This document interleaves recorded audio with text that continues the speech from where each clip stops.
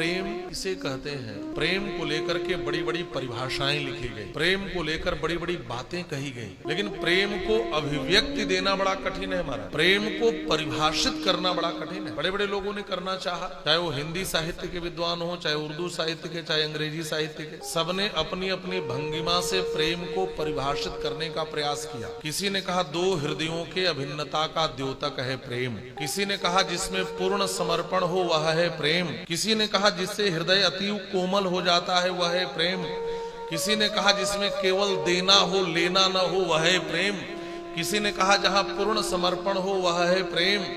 गालिब ने कहा उनके देखे से आती है चेहरे पे रौनक, वो समझते हैं बीमार का हाल अच्छा है, शायद यह हो प्रेम। मीर ने कहा एक पुलक से उठती है सब कुछ अच्छा लगने लगता है, दिल में कोई मला करे है, शायद यह हो प्रेम। मीरा ने कहा अरे मैं तो प्रेम दीवानी, मेरा दर्द न जाने कोई, घायल की गति घायल जाने जो कोई घायल होए। कबीर साहब ने कहा पोथी पढ़ पढ़ जगमुआ पंडित भया न कोई, ढाई आखर प्रेम का पढ़े सो पंडित होए। खुसरो ने कहा खुसरो दरिया प्रेम का उल्टी वाकी धार, जो उबरा सो डूब गया जो डूबा सो पार। एक हमारे अयोध्या के, हम जिससे प्रेम करते हैं उसको माशूक कहा जाता है उर्दू में, और जो प्रेम करे उसको आशिक। तो जो ये पंक्तियां लिखी जाती थी या सूफी संतों के रचनाओं में जो आप पाएंगे, तो माशूक प्रियतम परमात्मा होता है और आशिक जीव होता है। तो जो नित्य प्रति अपने प्रियतम, अपने माशूक, अपने प्रेमास्पद की खोज करे वही रचा हुआ सच्चा आशिक है। यदि यह भावना नहीं है तो मानो उसका भजन अभी कच्चा है। सबो रोज माशूक खोज कर सो आसक रसर चाहे, युगला अनन्य बिना लक्षणी भजन भावना कच्चा है। कूद पड़ो दरियाव इश्क में तब जानोगे प्यारे, उन्होंने लिखा है कि कूद पड़ो दरियाव इश्क में तब जानोगे प्यारे। इस इश्क को, इस प्रेम को बताया ही नहीं जा सकता, कोई बता कैसे पाए। कैसे मान लो एक नदी हो, आप दो लोग किसी नदी में स्नान करने जाएं, मान लीजिए आप सरयू स्नान के लिए गए और एक व्यक्ति सरयू के जल में खड़ा हो जाए और एक व्यक्ति बाहर खड़ा रहे, तो जो बाहर खड़ा है वह भीतर खड़े वाले से पूछता है भाई साहब पानी कैसा है, तो कहेगा ठंडा है। पूछेगा ठंडा कैसा होता है, तो कहेगा शीतल है। कहेगा शीतल कैसा होता है।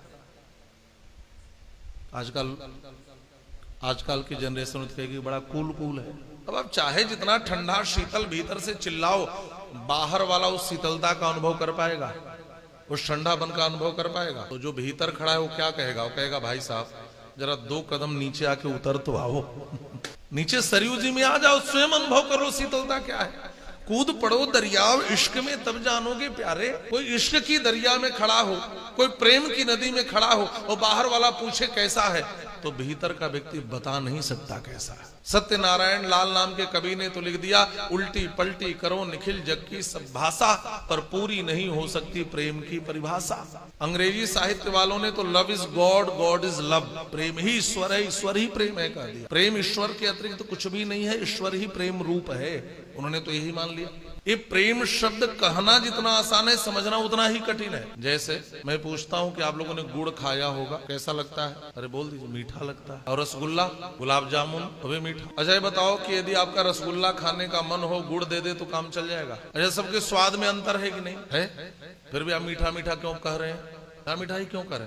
गुलाब जामुन का स्वाद अलग, रसमलाई का अलग, रसगुल्ले का अलग, गुड़ का अलग, फिर भी आप मीठा मीठा। तो आप यही कहेंगे कि इसके अलग अलग स्वाद को हम अनुभव तो कर लिए हैं, लेकिन अभिव्यक्ति के लिए हमारे पास कोई शब्द नहीं है। इसी प्रकार प्रेम है, अनुभव में तो आता है, अभिव्यक्ति में नहीं आता। अनुभव किया जा सकता है, महसूस कर सकते हैं, लेकिन अभिव्यक्ति नहीं दे सकते, बता नहीं सकते उसको। कोई रसगुल्ले का स्वाद बता सकता है क्या, कोई बार बार पूछे कैसा है तो आप तो यही कहोगे भाई साहब खा के देख लो। इसको बता नहीं सकते कि गुड़ और रसगुल्ले के स्वाद का अंतर क्या, खा के देखो। वैसे ही प्रेम का अनुभव किया जा सकता है, प्रेम को अभिव्यक्त नहीं किया जा सकता। देवर्षि नारद ने भक्ति सूत्र में कहा गुण रहितम कामना रहितम, और बाद में एक परिभाषा दी तत्सुख सुखित्वम प्रेम लक्षणम। हम जिससे प्रेम करें उसके सुख में सुखी होना ही प्रेम है, ये देवर्षि नारद ने भक्ति सूत्र में कहा। और रामचरितमानस में भी जेहि विधि प्रभु प्रसन्न मन होई करुणा सागर कीजिए सोई। जब राम जी ने कह दिया भरत तुम जो कहोगे मैं वही करूंगा, अयोध्या वासियों ने कहा भरत भैया गेंद आपके पाले में है, कह दो कि राघव भैया वापस चलो।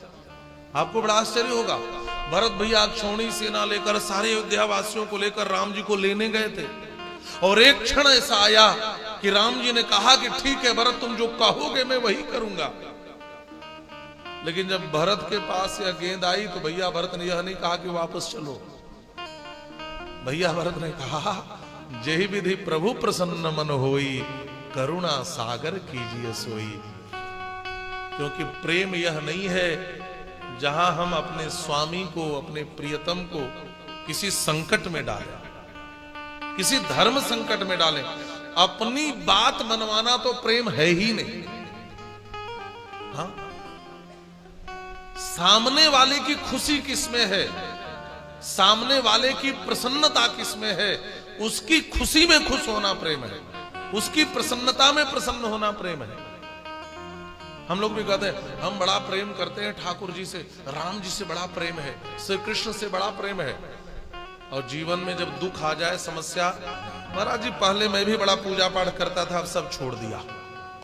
मिलते हैं लोग, इतनी बड़ी घटना घटी, इतना पूजा पाठ मंदिर दर्शन रोज अयोध्या जाता था, मैं तो छोड़ दिया। हम कहते हैं बाहर है आपका प्रेम, यही प्रेम है, इसी को प्रेम कहते हैं। गोपियों ने उद्धव से कहा उद्धव क्या समझते हो कृष्ण से मिलने के लिए रोती हैं? यदि कृष्ण से मिलना प्रेम होता तो वृंदावन से मथुरा बहुत दूर नहीं है, 10 बार दौड़ करके मिल करके आ जाती।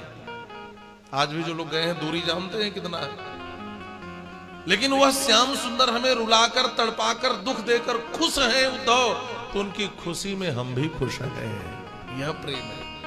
यदि सच्चा प्रेम होगा तो आप कहेंगे हे रघुराई, हे कन्हाई, हे ठाकुर जी, आप यदि हमें दुख देकर खुश हैं तो आपके दिए दुख को पाकर हम भी खुश हैं।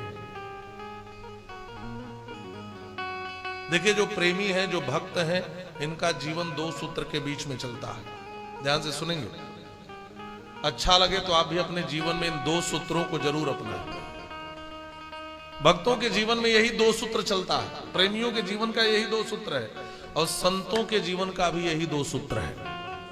जो भगवत भक्त हैं, जो भागवत हैं, उनके जीवन का भी यही 2 सूत्र है। अनुकूलता में प्रभु कृपा, अनुकूलता में हरि कृपा, और प्रतिकूलता में हरि इच्छा। बात समझ में आ गई? जो काम बन जाए कहो भगवान की कृपा से बन गया, और काम बिगड़ जाए तो कहो भगवान की यही इच्छा थी। और बाकी सिर पीटने से कुछ होता नहीं है। होता है शीशे का ग्लास टूटकर गिर जाए, अब लाख सिर पीटो जुड़ जाएगा। जो चीज बिगड़ गई, जो चीज खराब हो गई, उसको बनाने का प्रयास करो, उसके लिए सिर पीटना बेवकूफी है।